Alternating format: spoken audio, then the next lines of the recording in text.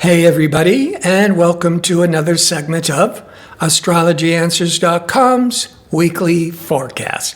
My name is Terence. The week begins on Monday, March the 17th, 2025. And as I mention every week, I like to start, where is the moon? Because the moon represents the overall general public tone and reactions. And so as we begin this new work week on March the 17th, the emotional public moon is in intense Scorpio. And there's more of this quality for the public to be more private, more secretive, more probing. And around 7-8 a.m., Pacific time, the moon will be squaring or a hard angle to obsessive, powerful Pluto. In fact, Pluto is the planet associated with Scorpio. So that could begin the new work week with a lot of intense reactive feelings. It might also be a time of wanting to pull deep within and do a lot of research on one hand, to introspection on the other. On Tuesday, the moon continues in passionate, secretive Scorpio. By late afternoon, Pacific time, the moon will be trining or in harmony with assertive Mars, with ambitious Mars. So that public tone with positive with Mars, there's going to be more of this sense of motivation, goal-oriented ambition and drive. This is all peaking late afternoon Pacific time. On Wednesday, the moon's continuing in Scorpio, the first part of the day. By 1:17 p.m., Pacific time, the moon goes into Sagittarius. You'll feel, some of you will actually feel a major shift. Because Scorpio is more hidden, more moody, more probing. You get into Sagittarius, the general public tone. Sagittarius is more friendly, more adventurous, more optimistic, and outgoing. Now, on Thursday, the 20th, the sun is leaving Pisces and moving into Aries.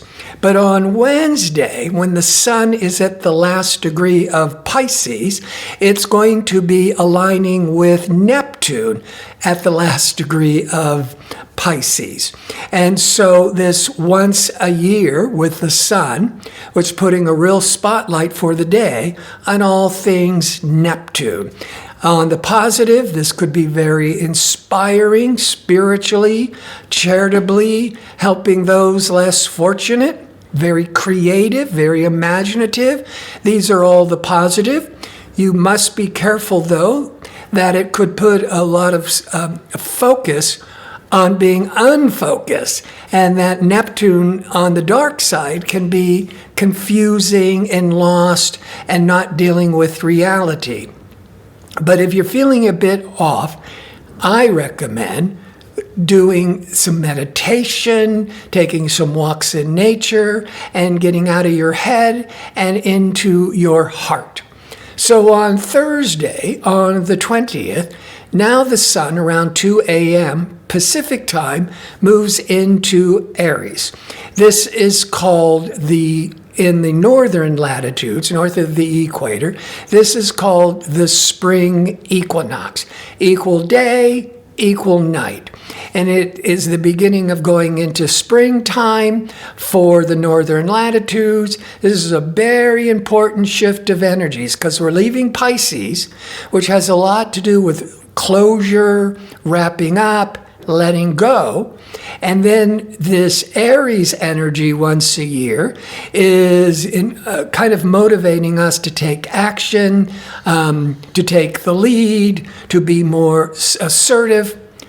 By 6 p.m. Pacific time, 6, 7, maybe going into 8 Pacific time, that expansive Sagittarius moon will be opposite, that's interacting with others, Jupiter.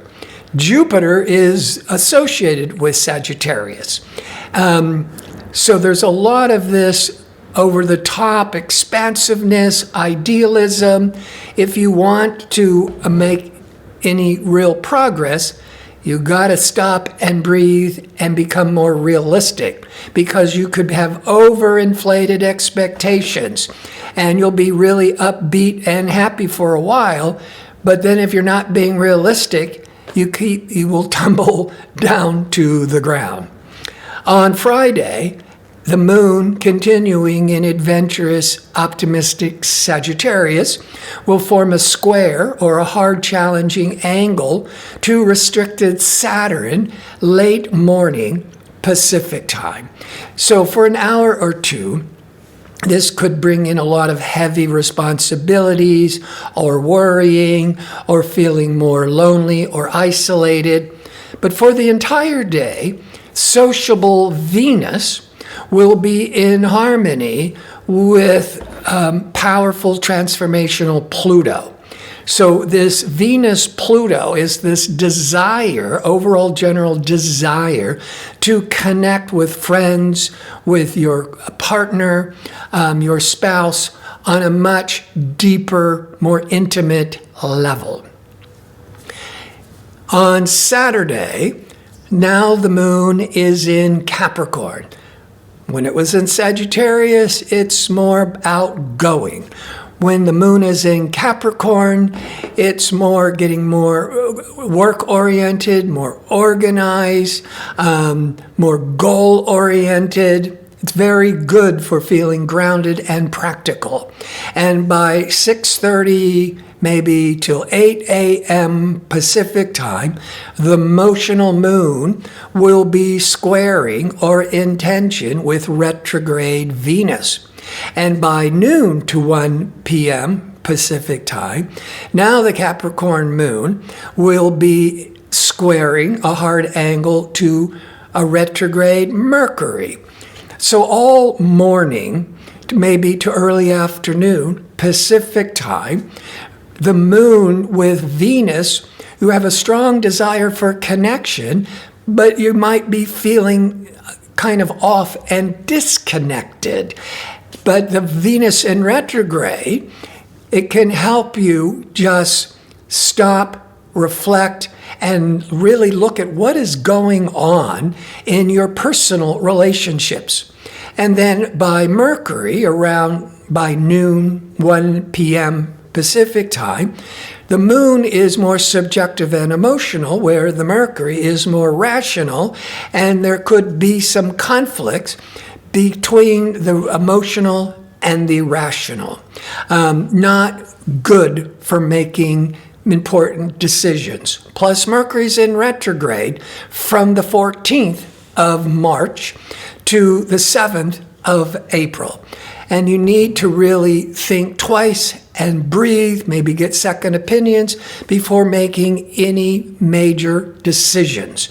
And with Venus in retrograde from March the 1st till April the 11th, once every year and a half, that relationships are being tested, it's being reevaluated.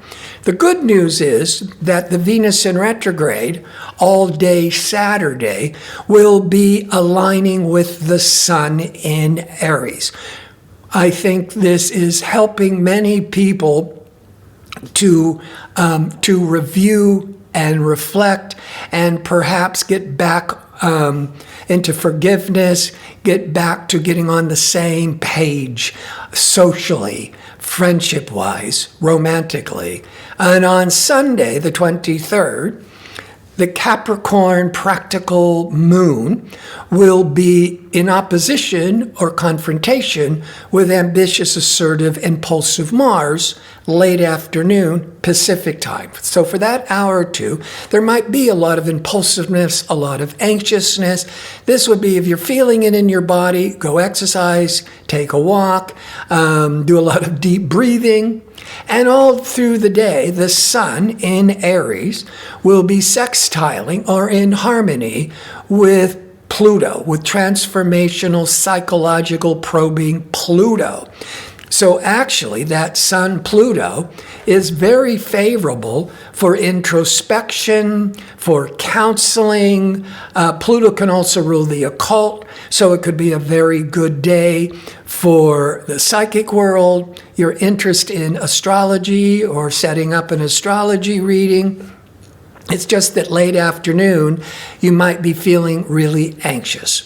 I want to thank you for tuning in.